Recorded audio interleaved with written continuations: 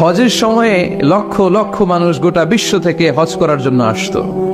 মক্কা শহরে ঢোকার কয়েকটা গেট ছিল। আবু জাহাল ওই গেটে কিছু লোক ফিট করে দিল যে যারাই হজ করতে আসবে এদেরকে বলে দিবা যে আমাদের এলাকায় নতুন এক পাগল আসছে, এই পাগলের নাম মুহাম্মদ ইবনে আব্দুল্লাহ, পড়েন না আউযুবিল্লাহ। খবরদার, তোমরা হজ করতে আসছো ভালো কথা, হজ করবা, খেজুর খাইবা, জমজমের পানি নিবা, মাগার মুহাম্মদের কাছে যাইবা, ওর কাছে গেলে সবাই কি হয়ে যায়? যারা যায় এরাও পাগল হয়ে যায়। সব মক্কার গেটগুলোতে লোক সেট করে দেয়া হলো। হজের মৌসুমে জিল হজে ঢুকতে লাগলো লোকজন। আবু জাহেলের সেট করে দেয়া লোকজন বলল, কেউ যাবা না মোহাম্মদের কাছে, ও একটা পাগল। যারা আসতেছিল এরা কেউ কিন্তু বিশ্বনবীর কথা জানতো না। জানতো ওরা যখন শুনছে একটা পাগল আছে, ওরা মনে মনে কইল দেখি তো পাগলে কি কর।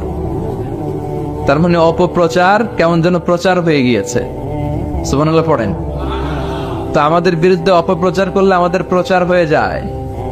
আমাদেরকে জেলখানায় বললে আমরা জেলখানার সবগুলারে আল্লাহওয়ালা বানায় দিয়ে চিল্লায় বলেন ঠিক কি না? ইসলাম এটাকে থামিয়ে দেয়া যায়। যারা ইসলামের বিরোধিতা করে এরা ইসলামের নেচারকে চিনে নাই। ইসলাম হচ্ছে চারা গাছের মতো। চারা চিনেন নাকি? কক্সবাজার কি বলেন? বীজ বা চারা। এই বীজ, ইসলাম হচ্ছে বীজের মতো। ইসলাম বিরোধীরা ইসলামকে মাটির নিচে গেড়ে ফেলতে চায়, কিন্তু গাড়লে কি হবে? এটা তো বীজ। মাটির নিচে বীজ গাড়লে কি হয়? সুবহানাল্লাহ কইবেন না? মক্কার গেটগুলোতে দাঁড়িয়ে দাঁড়িয়ে অপপ্রচার শুরু করে দিল। Don't go to Muhammad, he is completely mad. পাগল, যেও না। সবার মনে চিন্তা, ঘটনা কি? কে মুহাম্মদ? নাম শুনি নাই। হজ করি আর না করি আগে এই বেটার কাছে যাইতো। আল্লাহু আকবার। সবাই বিশ্বনবীর কাছে যায়, চেহারা দেখে কোরআনের বাণী শুনে কালিমা পড়ে মুসলমান হয়ে যায়। আবু জাহেল আবার মন্ত্রী পরিষদের বৈঠক ডাকলো, খবরদার কাউকে যেতে দেয়া যাবে না, কেউ যাবে না। কিন্তু কি আজীব তামাশা, প্রতি রাতে আবু জাহেল লুকিয়ে লুকিয়ে নিজেও যায়। না জানি কত সুন্দর ছিল বিশ্বনবীর কণ্ঠ, না জানি কতটা চমৎকার সুরের ঝংকার খেলতো আমার নবী যখন তেলাওয়াত করত, না জানি কি সুরের লহরী ছিল বিশ্বনবীর গলা। কাফের হয়েও বিরোধিতা করেও কোরআন না শুনলে পেটের ভাত হজম হয় না, রাতে ঘুম আসে না। প্রতি রাতে আবু জাহেল যায়। তো আবু জাহেল যেহেতু যায়, বাকিরাও লুকিয়ে লুকিয়ে যায়। সবাই দিনের বেলা বলে কেউ যাবে না। কি বলে? দিনের বেলা বলে কেউ, ভাইয়েরা আমার, বোনেরা তোমার, খবরদার কেউ যাবেন না।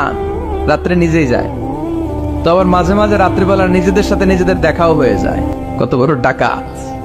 একজন বিশ্বনবীর বাড়ির এই পাশে, আরেকজন ওই পাশে, আরেকজন ওই পাশে, আরেকজন ওই পাশে। বিশ্বনবী যখন তেলাওয়াত শেষ করেন সবগুলো দেয় দৌড়। ফিরে আসার রাস্তা একটা, কয়টা? ওই রাস্তায় দেখা হয়ে যায়। আবু জাহেল বলে, কিরে আসলি কেন? সবাইকে তুমি নেতা, তুমি আসছো কেন? দিনের বেলা তো বড় বড় বক্তব্য হাঁকাও, রাতের বেলা এরকম চোরামি করো কেন? আবু জাহেল বলে, ঠিক আছে, তোরাও করছিস আমিও করছি, কইস না, কারো কাছে কইস না। সবগুলা সবগুলা কি? আর চোরে চোরে খালাতো ভাই। তো এই সব খালাতো ভাইরা লুকিয়ে লুকিয়ে চোরের মতো তেলাওয়াত শুনতে যেত। আবু জাহেল বলল, কেউ যেতে পারবে না, সবাই রাজি। এরপরের দিন আবু জাহেল বলল, আজ থেকে কেউ যদি যাস, তোদের সম্পত্তি সব সিজ করা হবে, আর মাথার চুল কামিয়ে আলকাতরা মেখে মক্কার বাজারে ঘুরানো হবে। সবাই বলে আমরা রাজি। আবু জাহেল বলে, তাহলে সাইন কর। সবাইকে আগে আমনে করে। Abu Jahl as a chairman, he gave the signature. সে ওই পন্ডে সিগনেচার দিল যে যদি যাওয়া হয় আমাদের সম্পদ রাষ্ট্রীয়ভাবে সিজ করা হবে, মাথার চুল কামিয়ে আলকাতরা মেখে মক্কার বাজারে ঘুরানো হবে। তো সবাই স্বাক্ষর করলো। দিন গড়িয়ে রাত আসলো। আবু জাহেল বিছানায় এপাশ ওপাশ করে, টসিং এন্ড টার্নিং, ঘুম আসছে না। আবু জাহেল মনে মনে ভাবে, আজকে যেই ভাষণ দিছি সকালে, আজকে কেউ যাবে না, আমি 100% নিশ্চিত আমি একটু যাই। মজার ব্যাপার হলো, উতবা, সাইবা, ওয়ালিদ ইবনে মুগীরা তারাও নিশ্চিত যে কেউ যাবে না। তারাও বাড়িতে বসে নিশ্চিত যে কেউ যাবে না, আমি একটু। আজকেও সব খালাতো ভাইয়েরা, কেউ ডানে, কেউ বায়ে, কেউ সামনে পেছনে, চারদিকে সব খালাতো ভাইরা সেটা প্রাণ ভরে আজকে শুনবো। প্রতিদিন দেখা হয়ে যায়, আজকে কারো সাথে দেখা হবে না। তো সবাই প্রাণ ভরে বিশ্বনবীর কণ্ঠের জাদুমাখা তেলাওয়াত শুনে, বিশ্বনবী কোরআন তেলাওয়াত যখন শেষ করলেন, সবগুলা দিছে দৌড়। কিন্তু ফিরে যাওয়ার রাস্তা কয়টা? আজকেও দেখা। আজকে কেউ কাউরে কিছু বলে না, সবার মাথা নিচের দিকে। আবু জাহেলও নিচে তাকায় আছে লজ্জায়।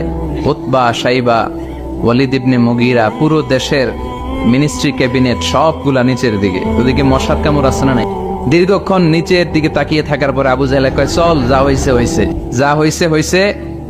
কালকে থেকে আমরা সব চোরগুলা রাত্রে এক লগে ঘুমাবো, যাতে করে কাউকে ফাঁকি দিয়ে কেউ যেতে না পারে। এই গল্পটা শোনানোর উদ্দেশ্য হচ্ছে এটা যে বিশ্বনবীর কণ্ঠটা যেন তেন কণ্ঠ ছিল না, অসাধারণ একটা কণ্ঠ ছিল, যে কারণে এই কোরআনের বিরোধিতা করেও তারা এই কণ্ঠের তেলাওয়াত শোনার জন্য পাগল হয়ে যেত। সুবহানাল্লাহ পড়বেন না?